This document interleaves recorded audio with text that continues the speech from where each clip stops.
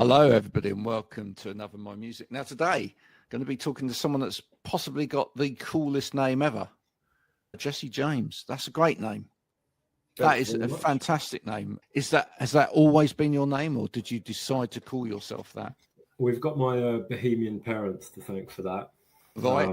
I have three sisters, all of which are older than me. So I was their last child. So I think they just sort of took it out on me because they've all got pretty regular names. Emma, Katie, just kind of run-of-the-mill names. But then I got Jesse James. Well, Jesse James, thank you for joining us today. We will be back to talk to Jesse after this. Keep on, don't stop.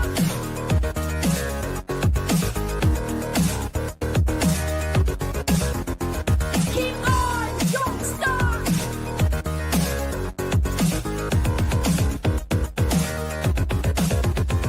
Keep on, don't stop.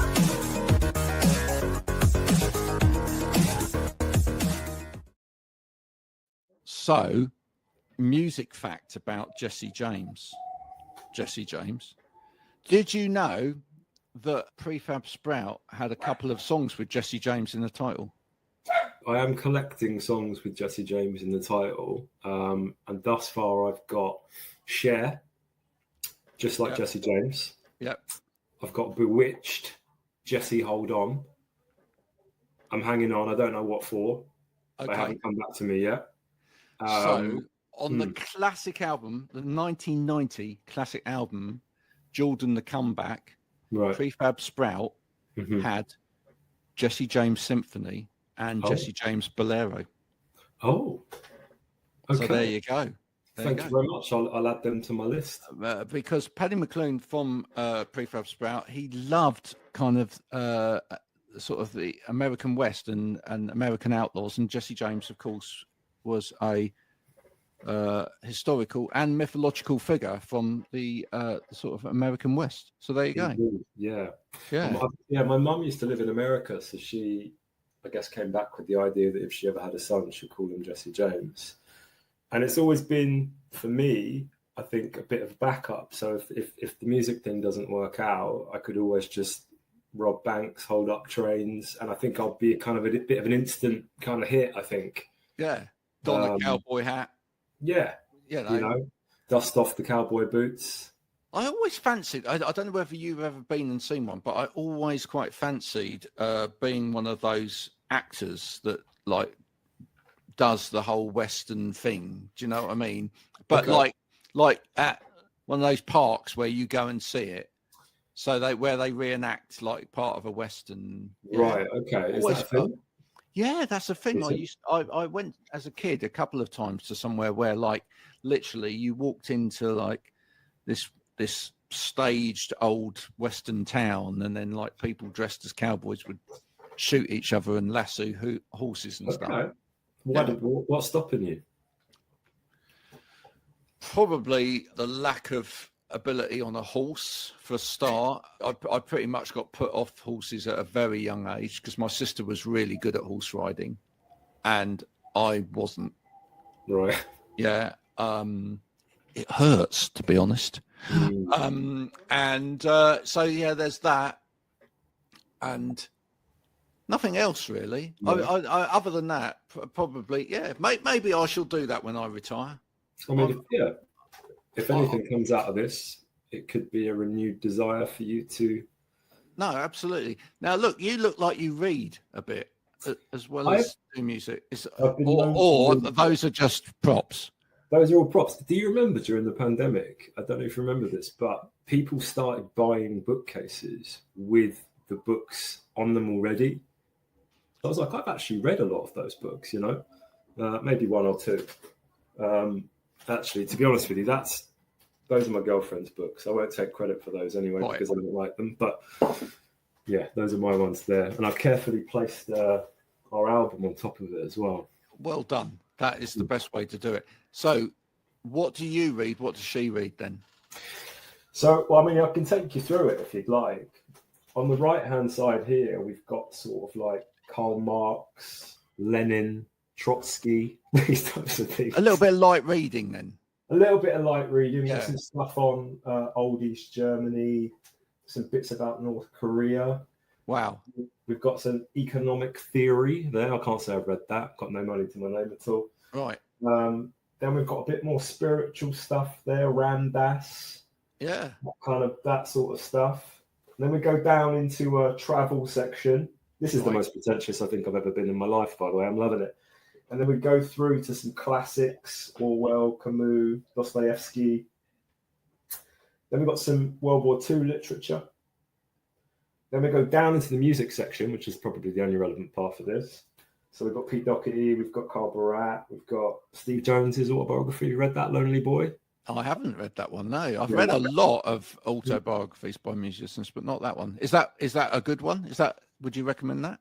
I really enjoyed it. I love the Pistols. That's kind of one of the reasons I wanted to be in a band, was just, I mean, primarily the music, but just everything about it, the energy, the look, the attitude. It was just spot on for me. So kind of reading his story. So you wanted to be in a band, have punk energy, write about socio-political.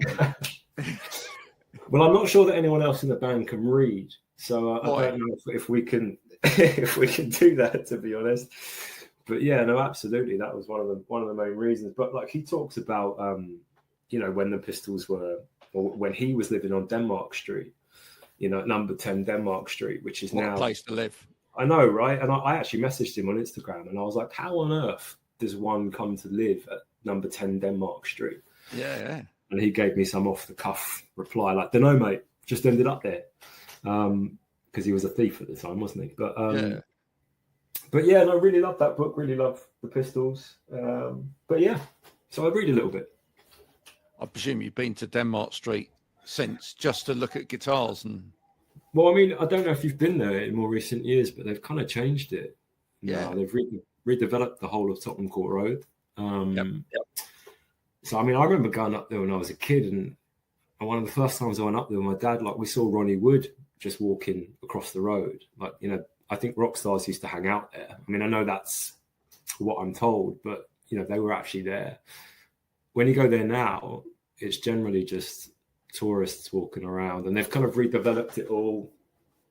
So it almost looks like a museum representing Tottenham Court Road, representing Denmark Street. Camden's kind of like that now. Obviously, there was a big scene there now, but now it's kind of a museum for Camden. It has the kind of visual representations of that time and all the things you associate with it, but it's sort of... Although Youngblood's just moved his offices into Denmark Street. I saw that. Yeah.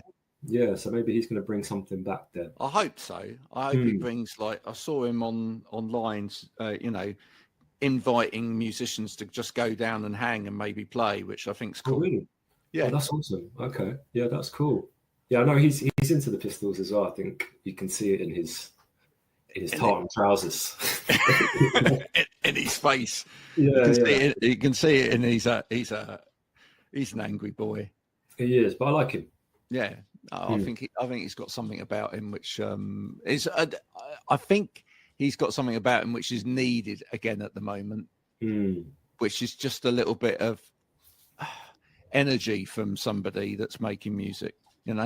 Yeah, character as well. There seem to be a lot of people making music that just are just going along for the ride. Yeah, he's got something about him. He's got an edge for sure.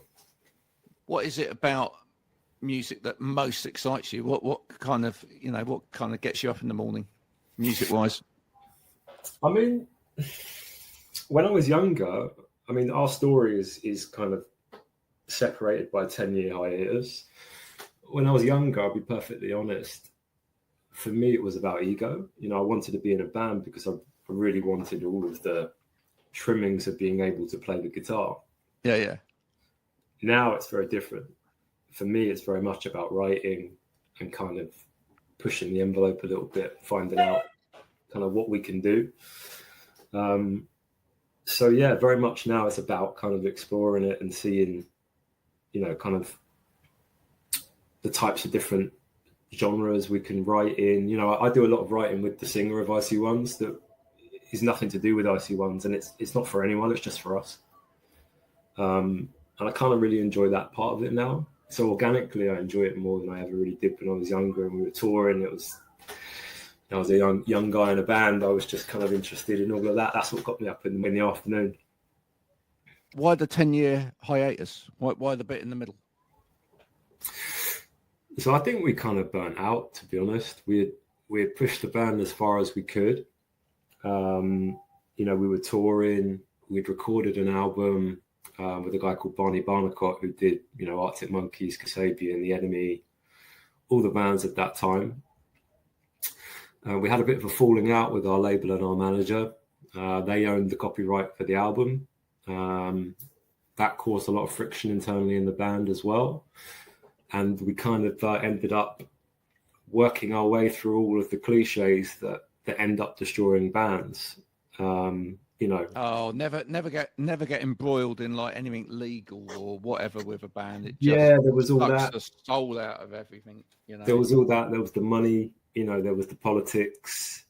I don't know if I can say this, but there was the drugs. There was all those types of things that were kind of shaping our world at that time. And a couple of the guys left. And we couldn't do anything with this body of work that we had. So we just decided to call it a day. Went about our lives. 3/5 of the band went and got married, had kids. Until about a year ago or so, just over a year ago, I started writing songs again, reached out to the singer reached out to the bassist reached out to the drummer reached out to the other guitarist. And then we suddenly did a reunion. I'll do it if you're doing it. Yeah, there was a degree of that, to be honest, because I think had one of those people said no, I think someone else would have said no too. Yeah. So I think we needed the original 5. Everybody needed to be on board to do it. That's not easy, right? When like people have gone back to like working and especially now, because the pace of life now compared with the pace of life 10 years ago is mental, right? So yeah, for sure. We've sort of come back like totally different people. Everyone's grown up, with the exception maybe of me and the singer, which I'm sure he won't mind me commenting on. But yeah, everyone's come back with a kind of maybe a renewed sense of, what we were doing in the first place. So it's been easier in that respect to kind of fit back in, because there's maybe a newfound appreciation, having been away from it for 10 years, having kind of, enriched all those other areas of our lives.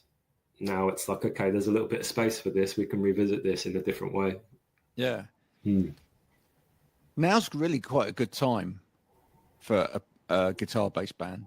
I feel like not only are there some really great new guitar bands about, I feel like some of the older guitar bands that were around in the 90s or whatever, when I was playing whatever, are really finding their second wind in a very creative way.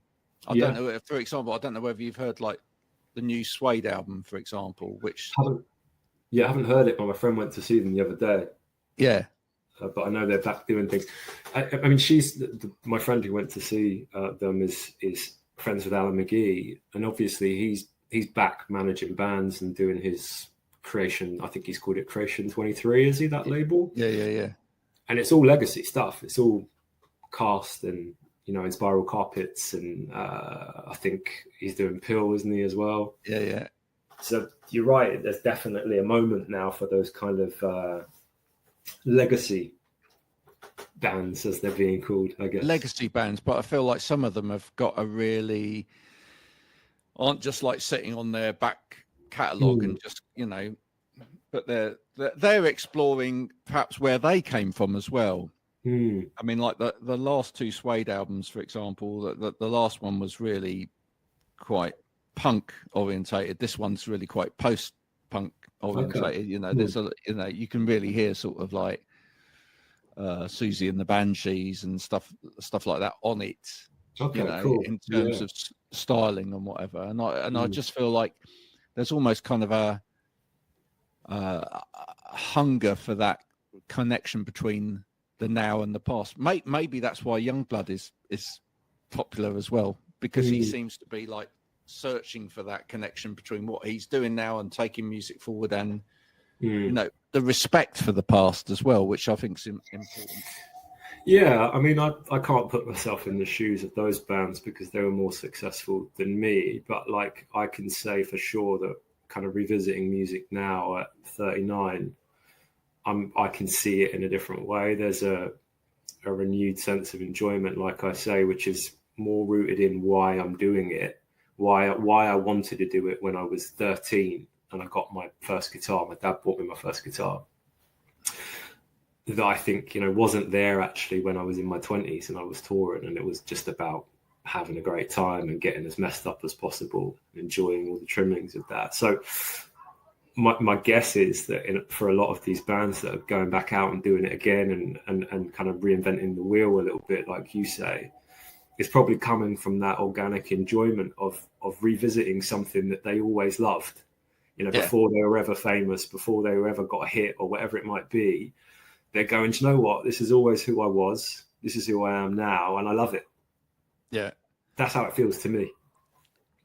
I think there's a wisdom that is circulating in amongst even some people that are on the more popular side of things, and I think it's coming from like listening to what other older musicians have said. You know, I mean, like even listening to Ed Sheeran talking the other day about the fact that he's kind of hit as high as he really can go, and now he wants to, because he said, I'm in a privileged position, so I want to explore these sides and the depths and the, you know, the different areas and whatever, and I want to go back to playing places that made me exciting to do this in the first place. Definitely. Which is good. And actually I'm glad to hear that from artists like him, whether you like him or not, because we need bigger artists to go back to grassroots venues. For sure.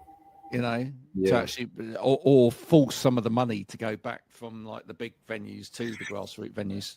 Definitely. Yeah, I know Tom Grennan does a good job of that, I think, doesn't he? I think he kind of keeps his ear to the ground and plays back in the venues, you know, that he used to play in. And I see a lot of artists go out and do, you know, kind of tours that are more geared at small venues and stuff. And yeah, it's definitely an important part of it. Yeah. No, I saw a post the other day from Wembley Stadium where they were saying like 10% or something was going back to, you know, grassroots venues. Yeah, and I thought, yeah, this is good. This is where we have to make this happen, right? Yeah, it's just so obvious, really, that, you know, you can't sustain everything at the top level without feeding it from the bottom. And so that's good that that's happening. You must be writing about very different stuff than you were 10 years ago, though. In terms of, like, I mean, how much of it you say that you and the singer haven't grown up. So how when you start writing, and when like the lyrics come through, etc., how much of it is like, oh, we still want the energy to be there of like what we were doing 10 years ago, but at the same time we need to acknowledge the fact that we're 10 years older. I mean, I think that's a conversation that we need to have as a band for next year. This album itself is actually mostly songs that we wrote back in the day, with the exception of the second single, Soul on Trial, which we released a couple of weeks ago, which is one of the newer ones. This album is kind of about giving them songs the justice that they deserve because they never got released. So we're yet to kind of cross that threshold as a band where we need to sit down and say, actually, look, we're 39 now. You know, are we going to be writing about going out and getting pissed up and this and that? You know, I don't drink anymore, probably not. But, you know, I think that conversation is one for us next year to look at and say, okay, what do we want to be moving forward? We need to respect our past, where we come from, what the band represents, what the fans expect of the band. Yeah. But also at the same time, we probably want to be doing something that's pushing the envelope a little bit, that's pushing the boundaries of what we can do. That's my objective. If the band are watching this at all, that's probably news to them because we haven't had that conversation yet. There you go, lads. That's what I'm thinking. So Well, yeah, it has to, because otherwise it's going to feel disingenuous to the music in a way, right? I think so. Yeah. Yeah. I mean, on a lot of the demos, I mean, me and the singer have done about 40 demos in the last year, which have been recorded to a really high standard here. I'm putting all instrumentation on there that I guess that feels right at the time. Yeah. So all kind of weird, pianos and loops and brass and synth and all this stuff that I think is interesting. That feasibly we can still make work within the genre of guitar music. So I would like to push it forward in that way. But that remains to be seen, Graham. I have to see what the second album actually sounds like. Yeah.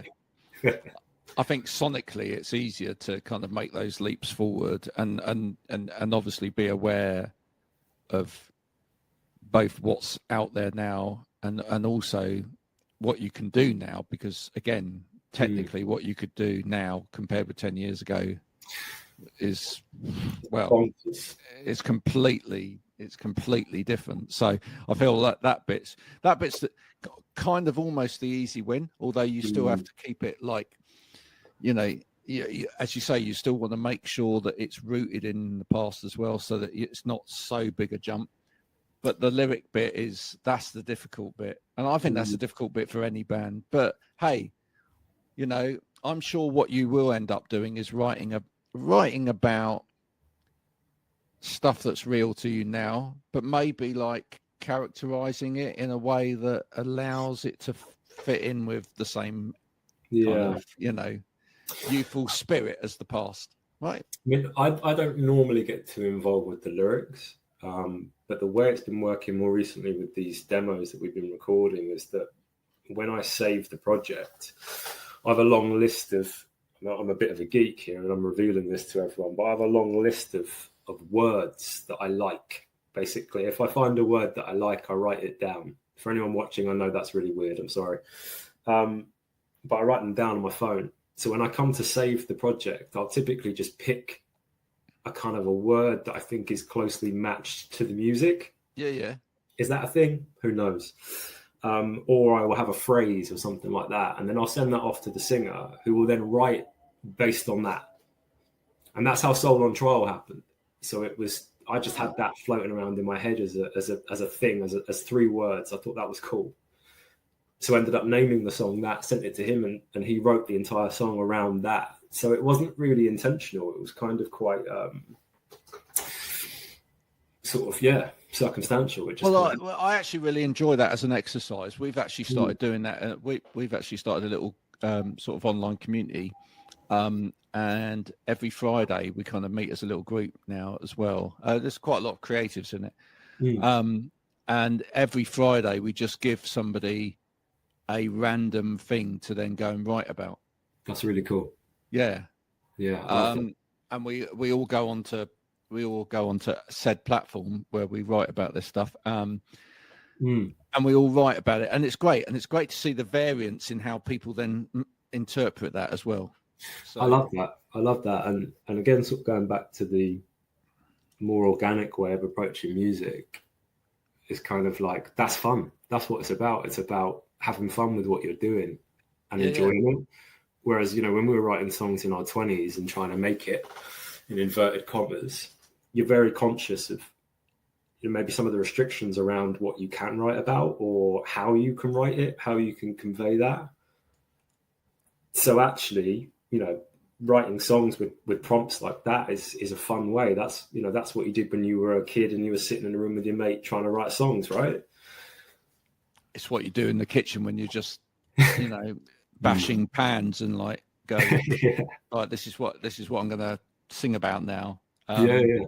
Yeah. I think once you get into your own head about like, how does this compare with someone else that I want to be seen as, I want to get to there, so I want to be at their level and at their standard. And what is it that they're talking about? And then you start losing what you're going to talk about, because you start thinking about what is it that they're talking about. It's a very Absolutely. dangerous game. Very dangerous game to get into. I always I had this friend of mine. He's a very creative guy, very talented. He was in a couple of bands when he was about 18, 19, one of which ended up on like an NFL computer game. He got paid like $200 for it, even though he got stitched up in terms of his deal, right? He didn't know at the time, but that's how it goes. But as I was going through my career in my 20s, and we were trying to make it again, I kind of was always looking at him and going, why aren't you applying this talent that you have to something commercial that you can sell? Which is a bonkers way to look at it now. I look at it now. But he was just enjoying what he was doing, and he didn't give a shit about whether or not it was popular, whether or not people cared, whether or not it made sense to anyone. He just made stuff. Yeah. All the time. And now me and him are really good friends. I kind of make a point to tell him that I understand that now. Do you know what I mean? I was misguided, and I kind of, to your point, was thinking more about how do we do this in a way that's going to resonate with people? Yeah. Or how do we do this in a way that fits into this particular genre? He was just like, look, I made this thing. I made this song, and it would be jazz or, whatever it would be. He's always making stuff. And he never ever had that psychological restriction on what he made. Yeah. I think that's where finding good people around you is really important these days for musicians coming into the industry. I think if people can continue just to make what they love and then find somebody that can work out how that fits into the world, that's great. Agreed. You know, I think it becomes a mistake when you are having to try and think of all of that. Yeah. Right. Because then you're going to lose focus. You'll lose focus on what you're trying to get out of it. And you just start thinking about what do other people want you to do. So but there you go. I'm sure you know as well, that's what comes with the management. That's what comes when the wrong people are around you. Unless they're good, and there are good managers out there, and there's good PR out there. There are. Oh, for sure. Yeah. Some of them. One or two of them. Now listen, you've got a copy of the album there. Let's bring it to people so they can see it. Here's one I baked earlier. There you go. Look at that. There it is. So where is that? What are we looking at there? So that is, get it up close, but that's a photograph taken by a German photographer called Toby Binder. And whilst we were finishing the album off, we started looking at the artwork, and I just happened upon him completely randomly. I do a bit of photography myself, and someone had posted about him on a page on Facebook or Instagram or something. And as soon as I saw it, I was like, this is the shot. And it's of some kids playing football in the 90s. So they're all wearing the clothes that we used to wear. They're doing what we did in the 90s, which was kicking a football around and having a great time. So we immediately thought it kind of resonated with the theme of the album, which is pretty much the tales of that time growing up, and spoke to the fact that we're probably characterized as a band of that era because we've got that kind of bit of Britpop about us. So it was immediate. It was kind of like I put it to the boys and said, look at this photo. And everyone was just like, absolutely, let's do it. So I reached out to Toby, spun him a few yarns about the record to get him to buy into it. And he's got a story in that photo, don't it? It does. Yeah, it really does. And for us, like, what took you so long as well? It's like, that's what took us so long. We were just messing about, I think we've been wasting all of our time, But yeah, we really love the cover. I think it's perfect for the album. Yeah. But, messing about isn't just messing about, though, is it? Sometimes it's just... it's just about enjoying a moment, isn't it?